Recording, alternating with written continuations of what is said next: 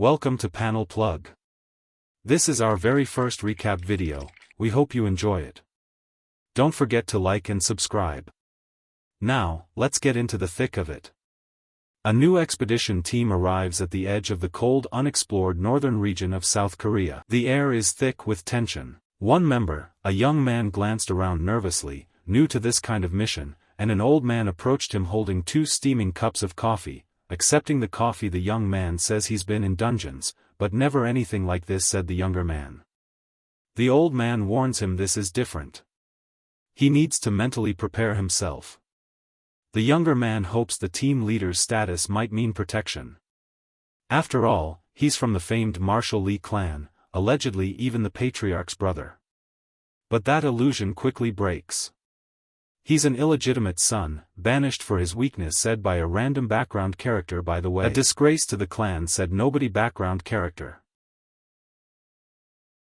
The man then makes fun of Lee Cheol by saying, only a 7th rank, no talent, no tenacity, no one to rely on.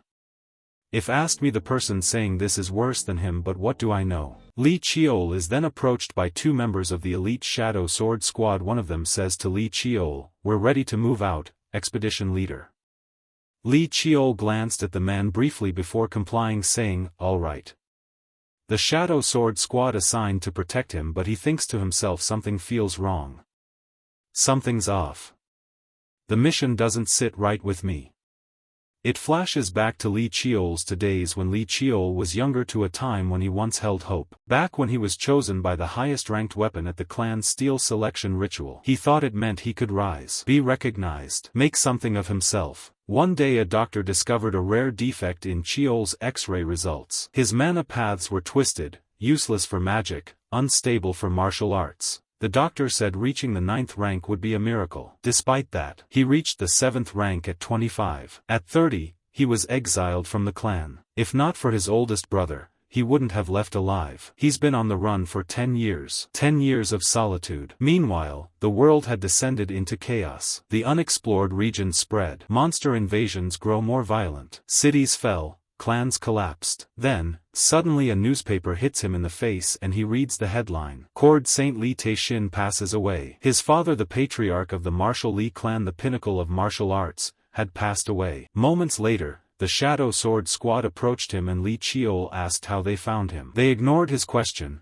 Pretty rude. Why are they trying to act mysterious? And suddenly, without explanation, they hand him a note. It's from the new patriarch, Lee Gunsong, his 3rd older brother. It reads Lee Cheol is to join an expedition to the B1 zone tonight. When asks them what happened to his oldest brother and they ignored him, he looks at them with a suspicious face. Lee Cheol then asks them, what is the point in ordering me to investigate the unexplored region when I haven't even wielded the sword in 10 years? I'm a 7th rank martial artist at that too. They then give a single response. So will you refuse to carry out your orders? He knows that refusal means death.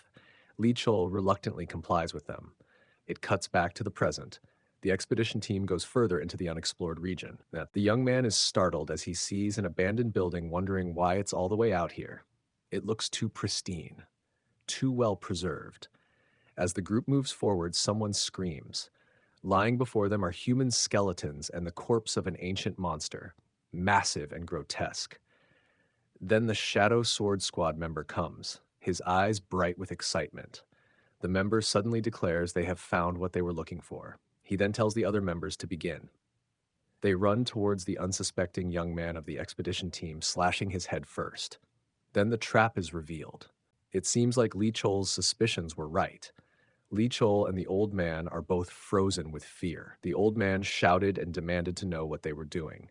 The squad member coldly replied that they were dead from the start. He charged at the old man and said they should be honored to be used for the clan's goodwill. Suddenly, a sword pierces the chest of the squad member. It was Lee Cheol's sword. Lee Cheol then asked who was behind this. The squad member, unfazed by the sword in his chest, replies, "The liege." Lee Chol, who should not be surprised, looked surprised to hear this. The squad member then proceeds to grip the sword and shatter it. He declares they were ordered to bring them all here and to kill them as cleanly as possible. And if they don't resist, it'll be quick, he said with a crazed look in his eyes as his wound began to heal. The old man then tries to attack the Shadow Squad member, but he fails and he gets cut down. Brutal, I do say. Lee Chol falls to the ground trying to dodge the sword of the Shadow Squad member. The Shadow Squad member scoffs at Lee Chol, saying he thought he would be stronger than this. Lee Chol, kneeling from exhaustion, suffered a brutal kick to his chest. As blood squirts from his mouth, the Shadow Squad member shouts he expected more from someone that carried the blood of the esteemed Marshall Lee clan. The kick sends Lee Chol's body flying into a stone pillar as it shatters. Coughing up blood, he scans his surroundings looking for a weapon, saying he can't die here. He finds one, saying it looks powerful enough to slay a great monster, and it should still be fine, even if it's been here for a while.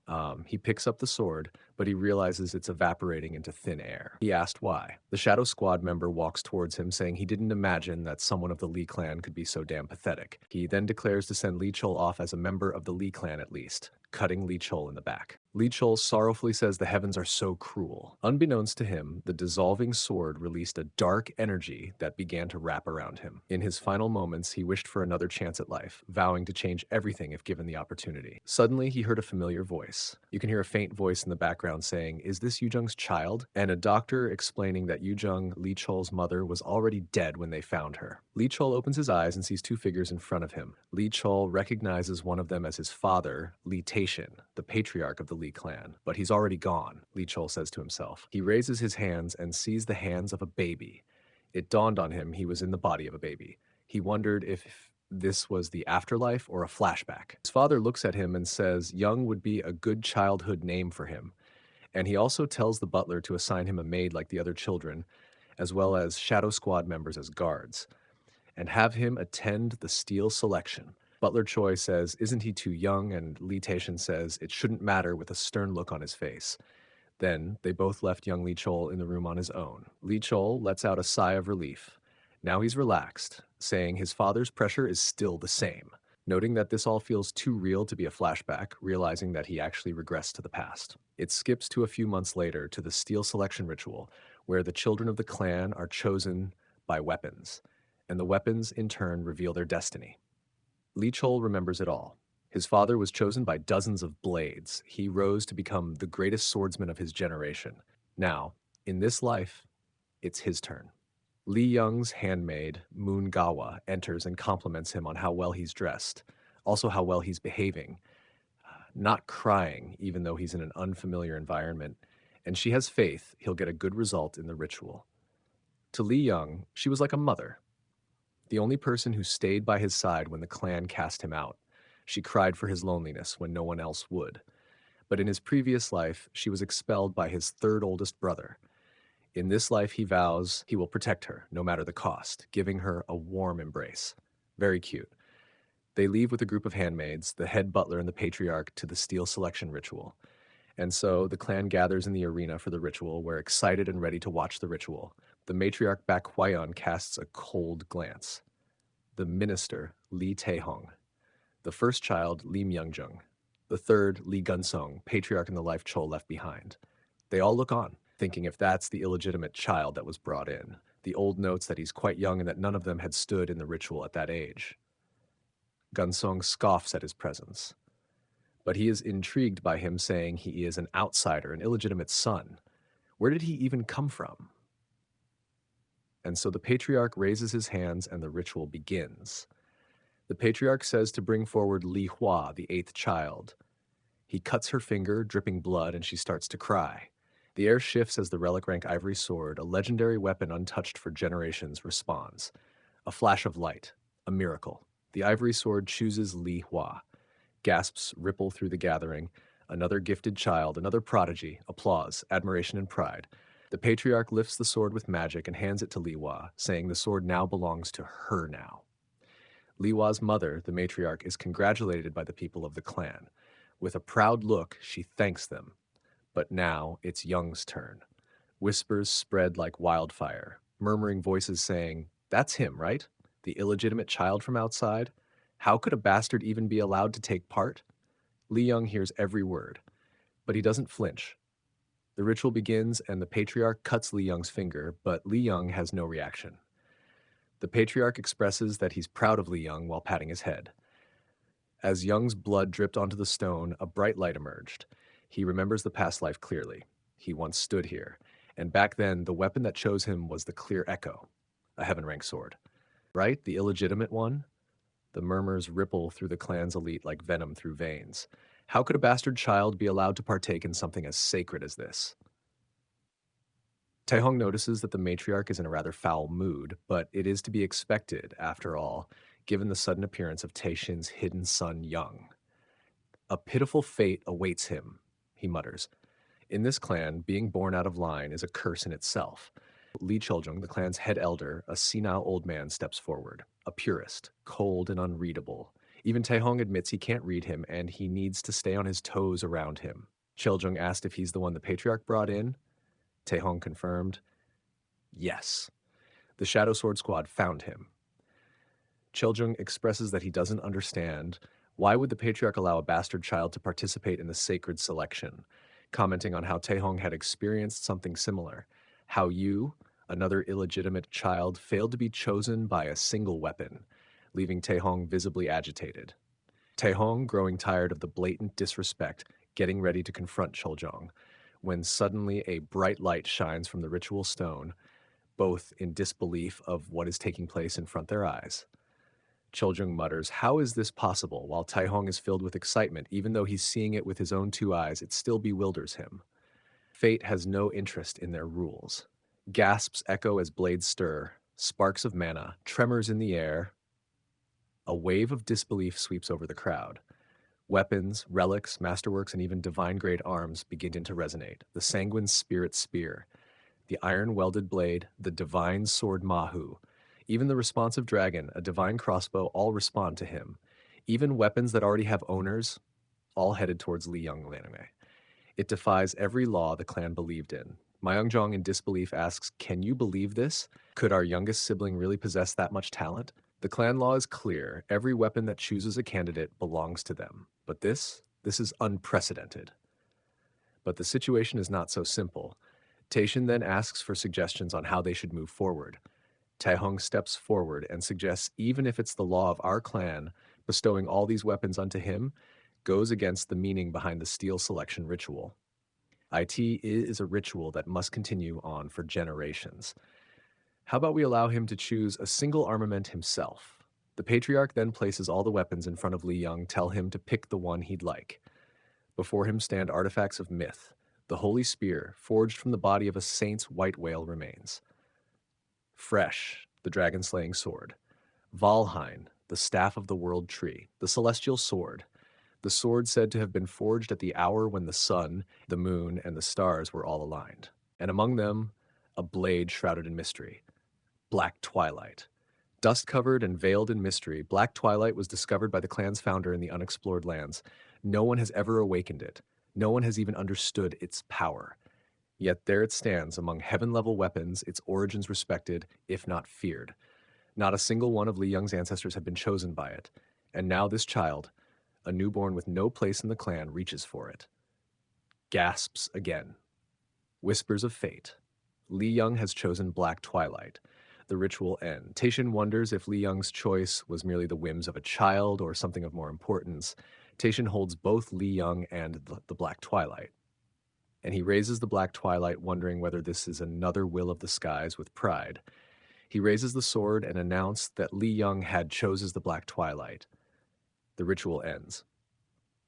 But the matriarch, however, was not pleased. She saw Li Young as nothing more than a nuisance, and if he gets in the way, she'll have no choice but to get rid of him. Years have passed since Li Young shocked the entire clan by being chosen by multiple sacred weapons during the steel selection ritual, despite being born an illegitimate child. He informs his maid Gawa he was going to go train. When his nanny offers to escort him to training, he politely declines. Though he's still treated differently because of his birth, Li Young carries himself with quiet determination. She asks why. He's headed to Zone 1, a lesser-used training ground. Others might overlook it for its size, but Young has his reasons and someone is waiting for him there. There he encounters Li Hua. His sister maid Gawa asks if he is going to greet his older sister and that he'll get in trouble if he doesn't. He thinks to himself, she's older by only 5 months. Fierce and passionate, she's straining hard, but she stops to catch her breath, but the instructor barks at her to wield the sword as if it were an extension of her own body. Ha throws the sword to the ground, out off frustration, complaining about the instructor's nagging, saying it doesn't matter how she uses the sword. The instructor, trying to calm her down, explains that this all for her to get better. Li Young asks Gaw who's the man and he has work cut out for him. Gaw explains that's Commander Bay of the Ebony Squad. Li Young laments that he's too skilled to be teaching a 9-year-old. Maid Gawa thinks Li Young is jealous of Hawa's teacher and that a teacher will realize his talent soon, and she apologizes for her incompetence. With tears in her eyes, Li Young reassures that she doesn't need to worry because he's always thankful for her, but Li Young isn't interested in flashy teachers assigned based on family status. Plus, he already has a good teacher. The teacher he's learning from is the past, literally. Hidden inside the old weapons stored in Zone 1 are embedded memories, and thanks to his mysterious regression 9 years ago, he can now read them. The storeroom, He picks up as word and channels this mysterious power. He has stored the memories of weapon sit cuts, sits to training routines of the past, and Li Young begins to train with them. As Li Young is reading the memories of the sword, he realizes the older and more incredible the weapon, or the stronger the attachment of the wielder is to the weapon, the more clearly he can see past. With that, he finally completed the 7 stars word. His uncle, Li Taehong, enters the training ground, the minister of the clan and one of the few who has always treated Young with kindness. He notices the boy's growth. Proud, he offers to become his teacher for the upcoming naming ceremony. But Young declines, not out of disrespect, but principle. He wants to walk his path without special treatment, and he refuses to break the rules that others ignore. Impressed and a little heartbroken, Taehong asks if there's anything else he can do for his nephew. Li Young doesn't hesitate. Li Young has been waiting for this moment. I'd like to see what's underneath the secret warehouse, he says. They arrive at the warehouse, but it required to check the identities of anyone who enters the clan's secret warehouse. Taehong identifies himself along with Li Young. He declares this visit a routine inventory check. At his side is Li Young, the clan's youngest child. When questioned, Taehong introduces the boy as being on a field trip. As the heavy gates swing open, the guard confirms their loyalty and they enter. Li Young believes it would be good to put on an act of childlike excitement. Wow, so this is the secret warehouse, he exclaims, selling the role perfectly. But inwardly, he's focused on Mon. The item he's looking for is hidden inside the warehouse. This is no ordinary vault. The secret warehouse is famed for housing the Li clan's most priceless treasures, legendary weapons, ancient artifacts, even items shrouded in myth. For many, it's a place of wonder. For Li Young, it's a battlefield of fate. They descend into the basement, Li Young still acting superior, a restricted zone where sealed weapons rest, many too dangerous to be touched. Stories whisper of blades that consume their wielders, body and soul. When Taehong teasingly asks if he's afraid, Li Young stays in character, brushing it off with an awkward laugh. His uncle leaves him to browse, trusting the boy to behave. But the moment he's alone, the act fades. Li Young's expression turns serious. This isn't just curiosity, it's a mission. He's searching for a weapon called Boundless, one tied to a traumatic thread from his past life. Li Young remembers it was Boundless that changed everything. Because of it, Li Gunsong, the third son, rose to become patriarch over the rightful heir and gained the title Ever-Changing. And it was Gunsong who discovered Young's former self and purged him. Now, Young is determined to claim Boundless first to rewrite that destiny. But the search isn't easy. Using his power to read memories, he scours every display, checking all the weapons in the storeroom, yet he finds nothing. His frustration builds.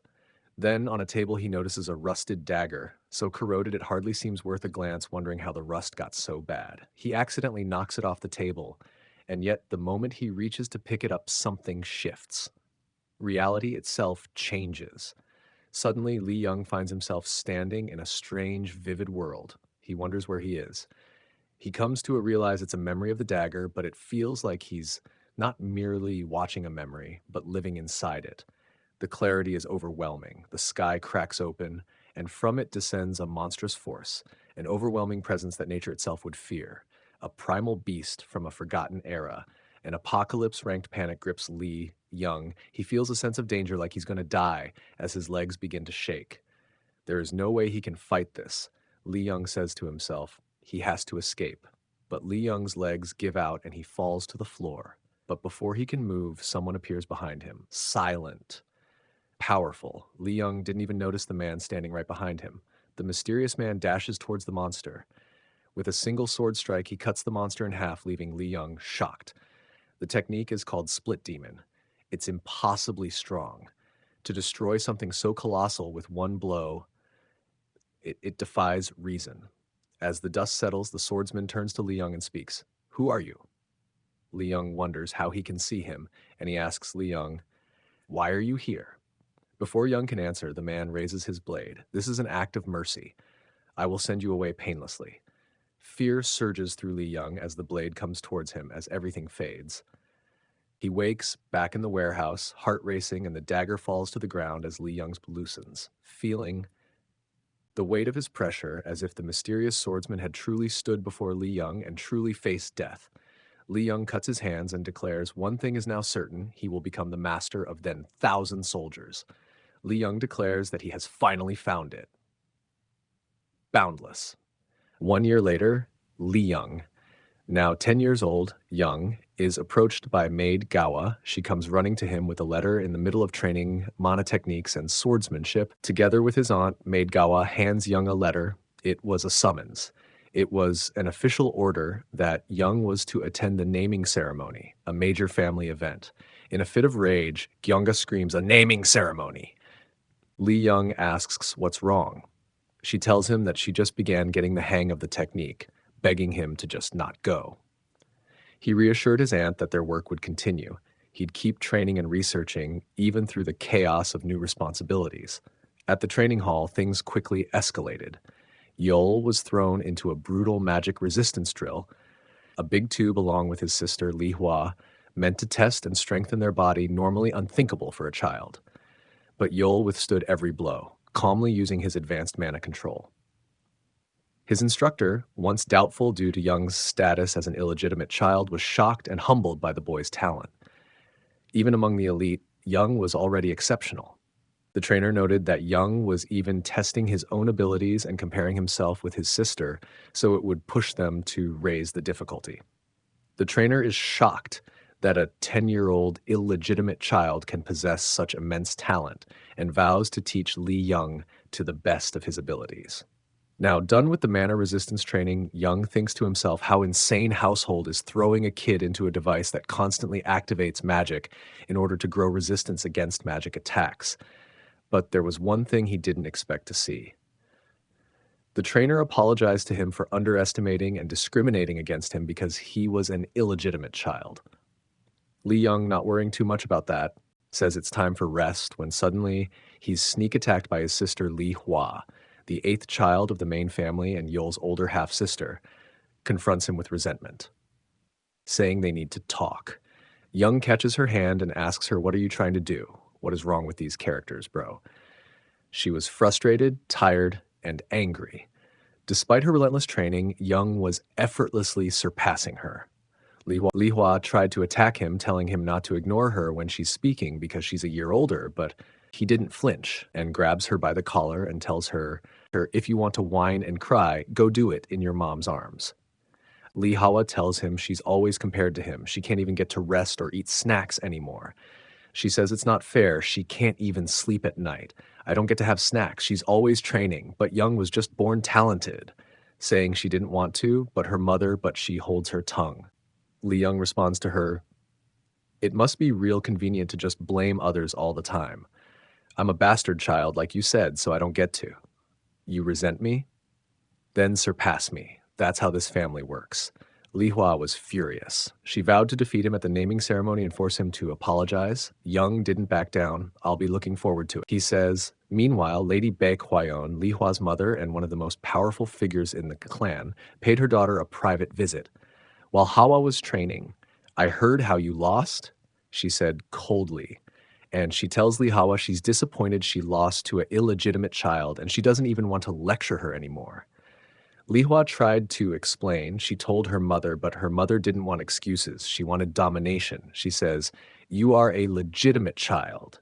You should be breaking your rivals, not losing to them." But for the first time, Li Hua pushed back.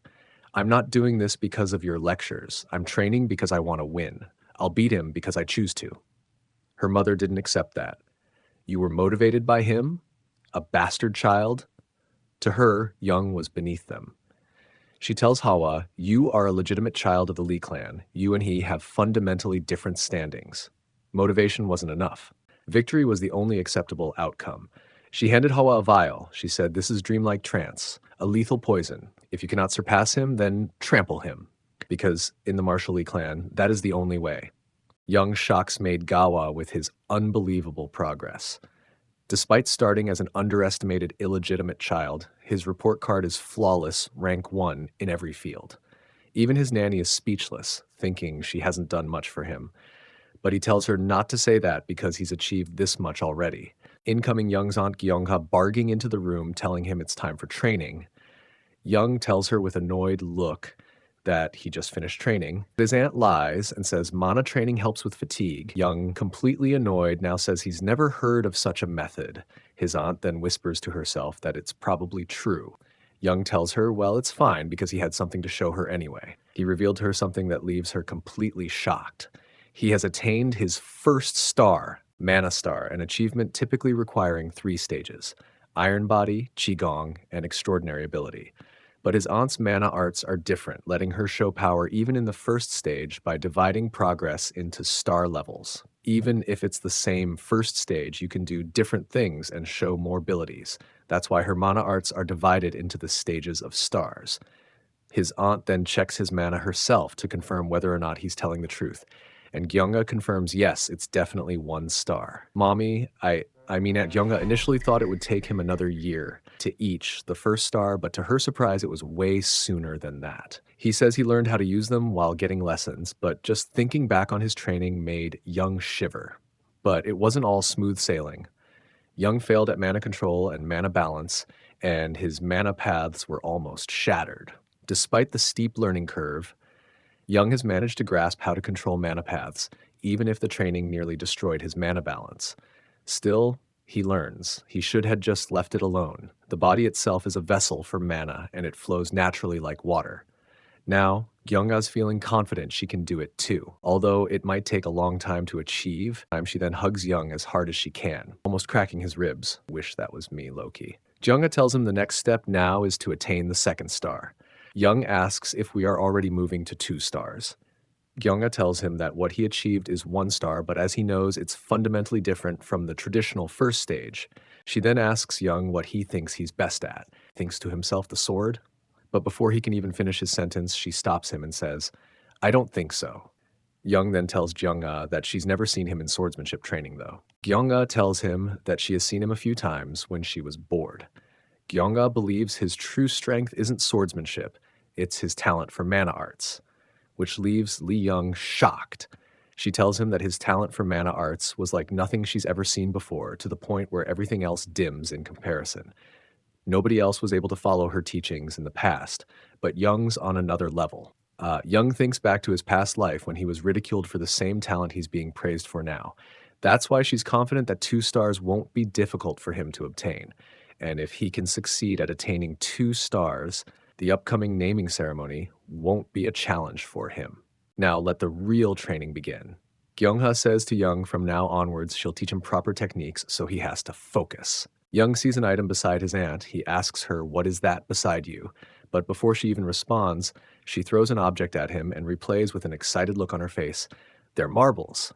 The marble flies at him at a speed so fast it leaves a cut on his face. Ouch. Gyeongga starts explaining to Young that needs to be able to move while releasing mana, saying using mana arts while staying still is no different from dead mana arts, while floating 3 metal marbles in her hands with mana.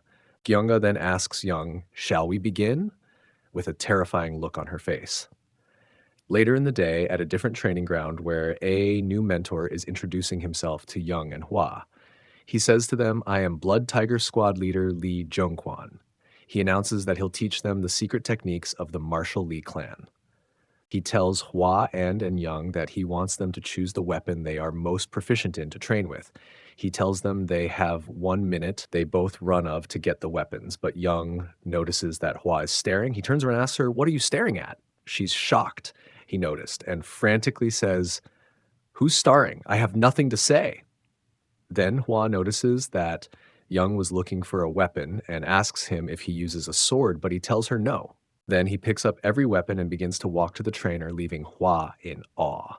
The trainer sees Young with all those weapons and asks him, "What are you doing?" He then responds to the trainer, "You told me to choose a weapon." But the trainer, who is surprised to see Young with so many weapons, says he definitely told them to bring weapons they normally use. Young then tells the trainer that all these weapons are what he uses, leaving the trainer disappointed. He then says, "I thought you weren't dumb, but it turns out you're a complete idiot." Trainer Junquan tells them both to remember one thing. He said he'll teach them 2 of the clan's secret techniques, but he won't teach them the postures or skills. There are many secret arts in the clan called enlightenment. In order to learn those, Young and Hua need the basics they need to awaken their 6th sense, sleeping in their blood. And that's what the trainer will be awakening their hidden potential. Standing close to each other, Young and Hua anticipates the attack from the trainer, wondering when he's going to make a move. Then he tells Hua to brace herself. If she doesn't want to get knocked out, then suddenly the trainer blows past them at such blistering speed. Young barely even had time to react, just barely putting up his sword to block it. The trainer is surprised that Young could even block that. Putting a smile on his face, Young thinks back to his past life, saying, "To think I'd have to do this crazy stuff again, but this time it's different. Before his regression, he never received proper training, but in this life, things will be different." A whole month passes since their training began with Commander Zhang, and Young comments that they are undergoing such intense training that it feels like their bones are breaking and they are suffering internal injuries. Yet, he smiles as he tries to stand up, saying that this is not the kind of training a 10-year-old should endure. But he won't complain. He's starting to adapt to these harsh drills. Then, the focus shifts to Li Hua, who had lost consciousness but is now waking up. She asks Young what happened to her, and he tells her that she fainted for the 20th time, while he himself has only passed out 16 times. At that moment, Commander Zhang comments that Li Hua has an incredibly strong body, having endured severe blows without suffering any serious injuries, not even once. As for Young, he has been feeling something strange since the first day of training. Initially, he thought he was just a foolish kid when he saw him carrying so many weapons, but the real surprise was that he could wield them all skillfully. With excitement, he smiles and remarks that only a month has passed, yet he is already growing accustomed to this training. Then Commander Zhang calls out to Young and Li Hua, informing them that their training will continue. At that moment, he orders them to return to their positions, and the training resumes. However, exhaustion is evident on both of them. Young calls out to Li Hua, and she turns to him, irritated, asking what he wants. He tells her that he will give her a signal, and all he asks is for her to block just one of Commander Zhang's attacks on his behalf. She questions why she should do that, to which he responds in a way that annoys her, saying she is not obligated, but he simply wanted to land a good strike on Commander Zhang for the first time. Deciding to assist him, Li Hua asks if he is sure about his plan. He confidently replies that he is absolutely certain. She then moves swiftly towards Commander Zhang, while Young follows behind her, thinking to himself that he has no chance of victory with his current skill level. He realizes that his only option is to take advantage of their numerical superiority. Commander Zhang notices that they have launched a synchronized attack and remarks that it's not a bad decision. He dodges Li Hua's strike and tells her that if her plan were going smoothly, she should have been able to block his counterattack, but she utterly fails to do so. Immediately after, Commander Zhang rushes toward Young with incredible speed. Young manages to block the attack, causing the commander's spear to be pushed backward. He then calls out to Li Hua, urging her to attack now. As she strikes from above, Young retreats without Commander Zhang noticing. Then he throws his spear aside, grabs his sword instead, and declares that there is only one way to execute a proper strike against the commander at this moment, by using the ultimate technique of the Mujon Infinite Dagger known as Demon Slayer. Commander Zhang senses imminent danger as Young approaches, but he successfully blocks the sword strike. However, that was not all Young had in store. As he gathers his strength for another attack, he then unleashes a powerful blow, feeling triumphant as his strike lands on the commander. But to his shock, he realizes that Commander Zhang blocked it with his bare hand. Following that, Young is sent flying and crashes into the wall from the sheer force of the commander's attack. Commander Zhang then informs him that 37 days have passed since their training began. Clapping his hands, he tells Young that he has managed to awaken his sixth sense. At that moment, Li Hua attempts to attack him, but he lands a direct hit on her. He then tells them that they still have a long way to go before reaching the required level. While they both lie on the ground completely exhausted, he informs them that today's training is over. Li Hua feels deeply frustrated with Young and tells him that she trusted his plan. But Commander Zhang pays no attention to their argument. His focus is entirely on the injury to his hand caused by Young's attack. He remarks that he used mana, yet Young still managed to injure him. Even though he used only a minimal amount, it still meant he had broken his own rule of not using it. He then adds that Young possesses a keen combat intuition, allowing him to know when to abandon an attack if it's the best option. Expressing his excitement, he says that the family's elders will fear him in the future. On the 47th day, Li Hua awakens her sixth sense, and afterward, both of them graduate from Commander Zhang's training. Young takes advantage of the remaining days to rest and review everything he has learned during this period. That is, until his older brother, Myungjung, arrives. Myungjung is the eldest son of Li Tan and is known as the Twin Stars because he is both a 2-star ranked mage and a martial artist of the same rank. He has earned admiration and fear in equal measure. Yet, to Young, he is simply his only brother. The two sit together, and Myungjung apologizes to Young for not giving him enough attention as an older brother due to his overwhelming responsibilities. Young responds that there is no need to apologize. Myungjung then smiles and jokingly says that although this is their first time meeting, he feels like he got to know him very quickly. Young replies, saying that even if he is his half-brother, there is no way he wouldn't recognize his elder brother's face. However, Myungjung is displeased by the term half-brother and asks Young not to say such things again.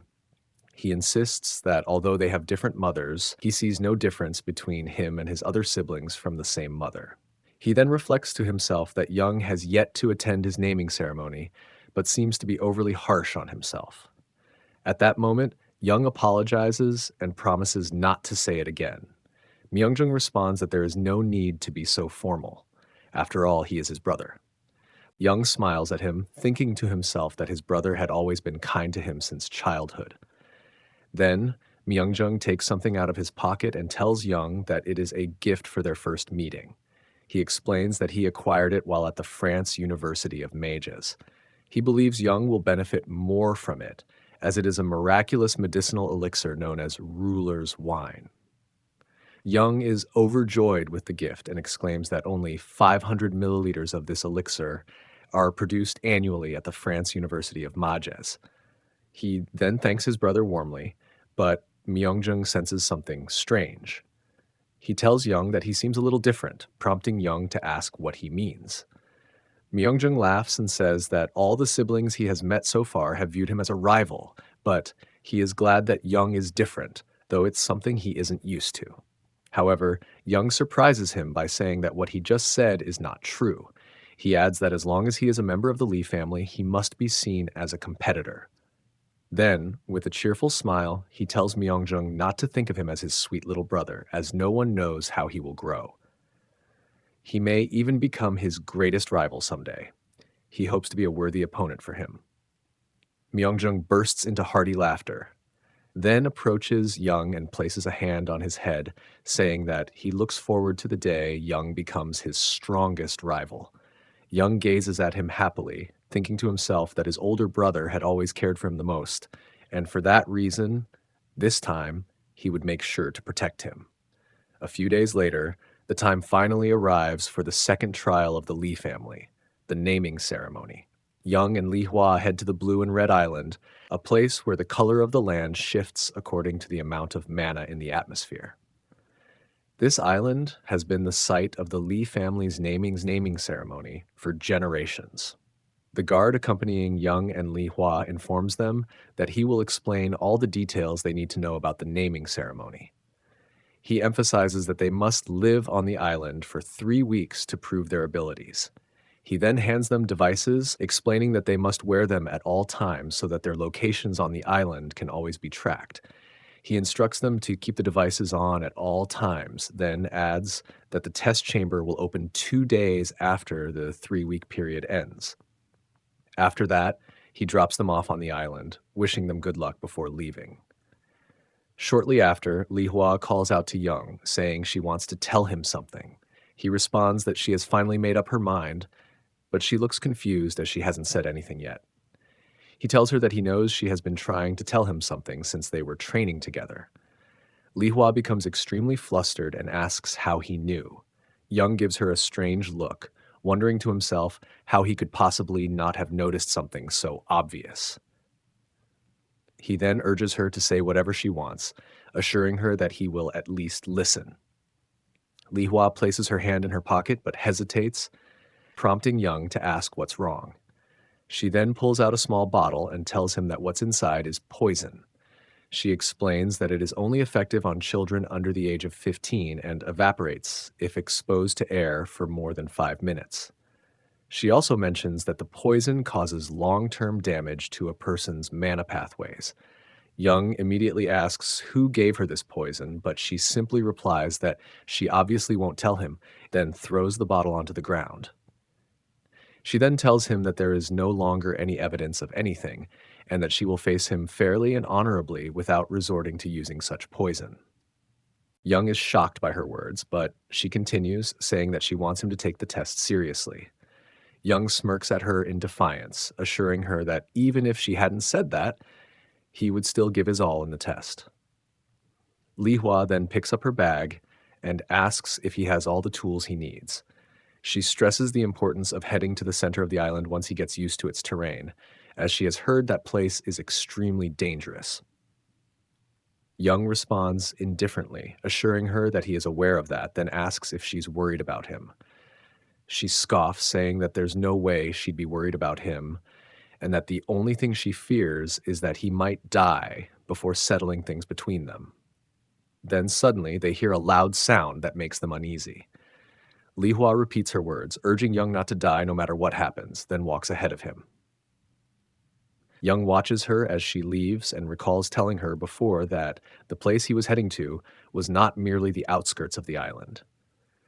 Then, with excitement, he declares that the time has finally come to go to the center of the island.